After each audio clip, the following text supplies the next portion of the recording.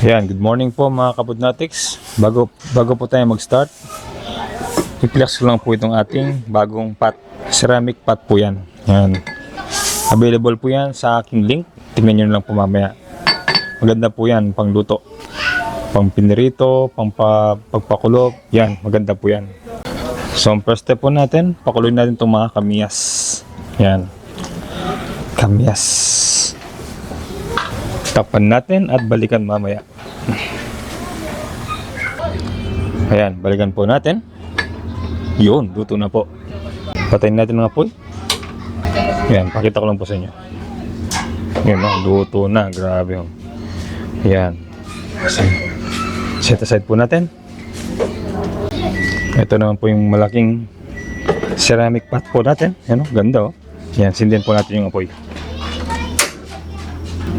Maganda po yan kasi hindi po yan nakakasama sa katawan natin. Hindi kagaya ng mga aluminum, mga teflon na ceramic. Sinasabi ng ceramic pero hindi naman ceramic, mga teflon lang po yun. Ito purong ceramic. Yan. Ganda po, di ba? Add po tayo ng mantika. Yan, saktong dami. Gisa na po natin tong luya. Yan. So medyo magtatagal po ang ano yan, bago minute kasi ceramic pot po yan. Yan. Pero kapag uminit po yan, grabe. Well distributed po ang init ng ano ng ceramic pot. Yun no, makalipas ang 2 minuto, mainit na po ang ating pot. Tapos yung ating mga luya, medyo lumabas na po ang kanilang mga aroma. Next step po natin, sunod na po natin lagay yung bawang. Yun, bawang. Ito po ang ating bawang. Yan. Sa bawang, hindi po natin kailangan maging super brown yan. Sakto lang po, mga 30 seconds lang pong pag-isa natin dyan. Yan, makalipas ang 30 seconds, lumabas na rin yung aroma ng bawang. So, sunod na natin lagay yung tubig. Okay?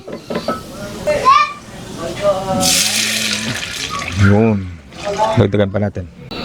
So, humihingi po ako lagi ng pasensya dahil maingay po yung background po natin. Yan. So, mga ano po yan na 1 kalahating litro ng tubig.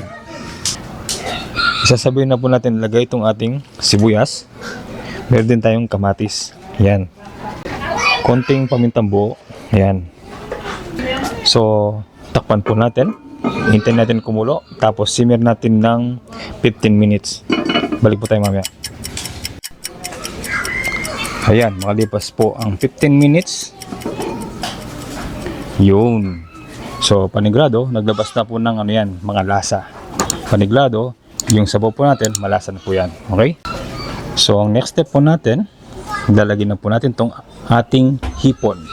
Yun, mahigit kalating kilo po yan. So, panalo po yan, lalo na kapag medyo malamig pa yung panahon. Sa Lenten season, saktong-saktong mga ulam na ganyan. Yan. So, takpan po natin ulit. Hintayin natin kumulo. Tapos, simmer natin ng mga 5 minuto. Yan. Balik po tayo mamaya. Ayan. Balikan po natin after 5 minutes. Wow. Sarap.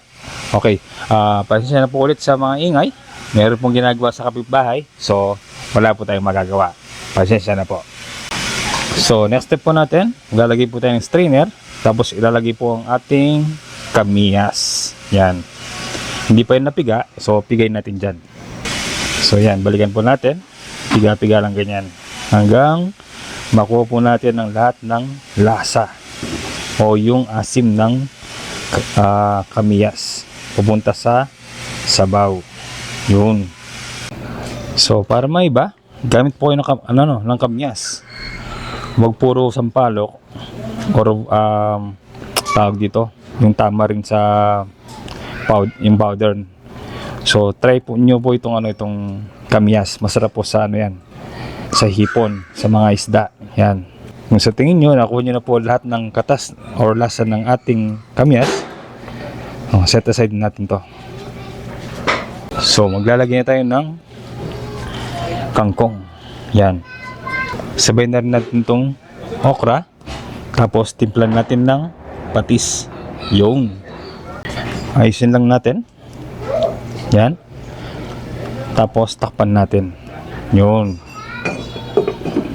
Hintayin natin makulo yan. Tapos hintayin natin maluto yung gulay na mga 3 minutes. Yan. Balik po tayo mamaya.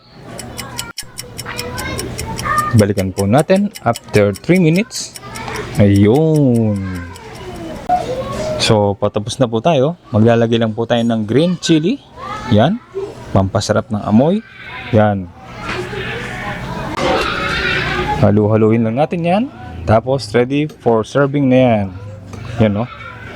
So, sana meron po kayong nakuwang kahit konting tip lang or idea kung paano lutuin ang inyong sinigang na hipon sa kamiyas. Yan. Napakasarap pa niyan, grabe. Puro natural po ang ginamit natin dyan.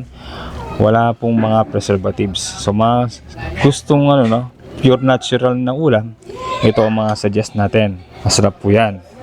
So, paki-comment naman po kung anong pananaw nyo or masasabi nyo sa ating recipe for today. Yan panalo po yan. So, yandan nyo na po yung patis tsaka yung siling almoranas para mas gaganahan pa tayo sa ating pagkain. Okay? Yan panalo po.